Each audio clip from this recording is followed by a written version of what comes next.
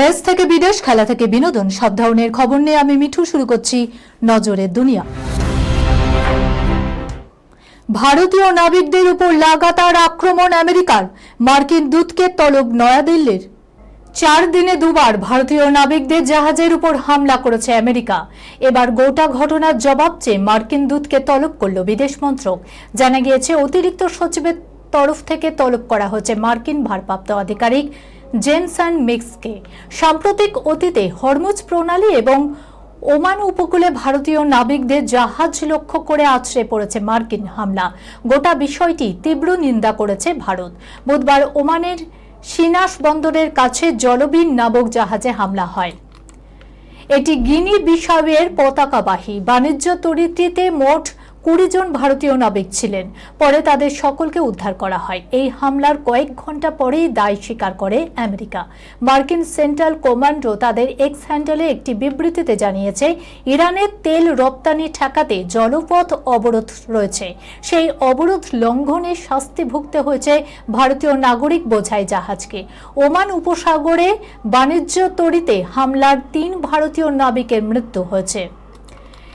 ইতিমধ্যেই মার্কিন হামলার তীব্র নিন্দা করেছে ভারত। সেই সঙ্গে সতর্কতামূলক পদক্ষেপ নিতে নির্দেশিকাও দিয়েছে সরকার। তবে বন্ধু আমেরিকাকে মোটেই ছাড় দেবে না ভারত। সে কারণেই লাগাতার হামলার পর মার্কিন দূতকে তলব করা হয়েছে।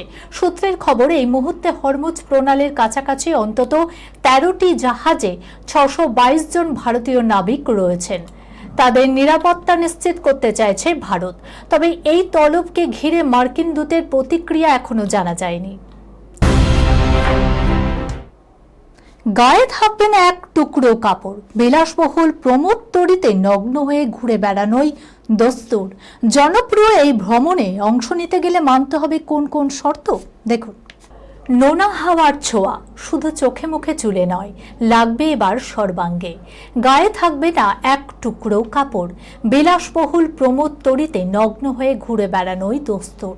সব আবরণ ঝেড়ে ফেলে নীল সমুদ্রে ভেসে বেড়ানো এক আশ্চর্য সুযোগ। শুনতে অদ্ভুত লাগলেও এটাই সত্যি। বিশ্বের পর্যটন মানচিত্রে দারুণ জনপ্রিয় নুড ক্রুজ, আদতে তা বস্ত্রহীন প্রমোদ তরি। কোনো রকম সামাজিক জড়তা বা কৃত্রিমতার বালাই নেই এখানে। পোশাকের চেয়েও বড় হয়ে ওঠে মনের মুক্তি, আর রয়েছে অনাবিল স্বাধীনতা। তবে অবাস্তব কৌতূহল বা কোনো রকম অশালীনতার প্রশ্রয় এখানে নেই। এটি আসলে প্রকৃতিবাদের এক অনন্য উদযাপন। বেয়ার নেসেসিটিজ নামের এক মার্কিন ট্যুর সংস্থার হাত ধরে এই অভিনব ভ্রমণের জনপ্রিয়তা বাড়ছে।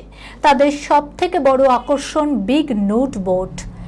ক্যারিবিয়ান সাগরের বুকে নরওয়ে জিয়ান ক্রুজ লাইনের এক বিশাল জাহাজে চলে এই 11 দিনের অনন্য সফর। প্রায় 2000 যাত্রী নিয়ে পুয়ের্তো রিকো, সেন্ট কিটস কিংবা আন্টিগারের মতো নয়ানাভিরাম দ্বীপে ঘুরে বেড়ায় এই তরি। জাহাজের অন্দরমহলে বিলাসের সব আয়োজন মজুদ রয়েছে। বাহারি রেস্তোরাঁ, চমৎকার বার, স্পা, থিয়েটার থেকে শুরু করে ক্যাসিনো, কি নেই সেখানে। তবে এই সব কিছুর মধ্যেই কাজ করে এক অলিখিত সাম্যবাদ। কোনো দামি ব্যান্ডের পোশাক বা আভিজাত্যের লড়াই এখানে নেই। সবাই এখানে প্রকৃতির সন্তান, একদম খাঁটি ও অকৃত্রিম। শরীর নিয়ে সমস্ত কুণ্ঠা ভুলে এখানে মানুষ নিজেকে ভালোবাসতে শেখে। অবশ্য বস্ত্রহীন ভ্রমণের কিছু নিজস্ব আদব কায়দাও রয়েছে। জাহাজ যখন মাঝ সমুদ্রে থাকে তখনই কেবল পোশাকহীন থাকার ছাড়পত্র মেলে, কিন্তু জাহাজ বন্দর নোঙর করলেই আবার সভ্য পোশাক পরে নিতে হয়।